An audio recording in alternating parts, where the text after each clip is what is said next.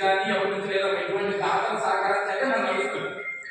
ఏ ఒక్క ఇంట్లో కాదు, ఇటువంటి దాతలు ప్రతి ఒక్క వాళ్ళు వచ్చి సహాయం చేస్తేనే ఈ కార్యక్రమం జరుగుతుంది. ఇప్పుడు ఈ నిత్యావసర వస్తువుల కిట్లు కూడా వాళ్ళు దాతలే వాళ్ళు వాళ్ళ పేరు నా పేరు ఇవ్వండి సార్ అని కొంతమంది పేర్లు బ్యానర్స్ అనేవి వాళ్ళు ప్రకటించారు. వాళ్ళ పేరు అనేది మేము ఇవ్వగలుగుతున్నాం. ఇక్కడ ఏ ఒక్క రూపాయి కూడా మిస్యూజ్ అవ్వకూడదు అనే కాన్సెప్ట్ అవుతుంది.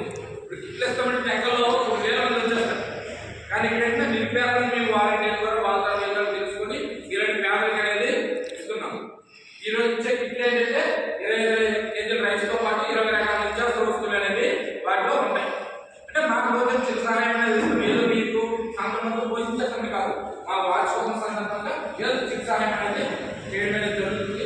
ఈరోజు మా సరే తాత ఎస్ఐగా ఉన్నారు, వాళ్ళ చేతుల మీదుగా మీకు నిత్యావసర వస్తువులు ప్రక్రియ అనేది జరుగుతుంది. ఓకేనా?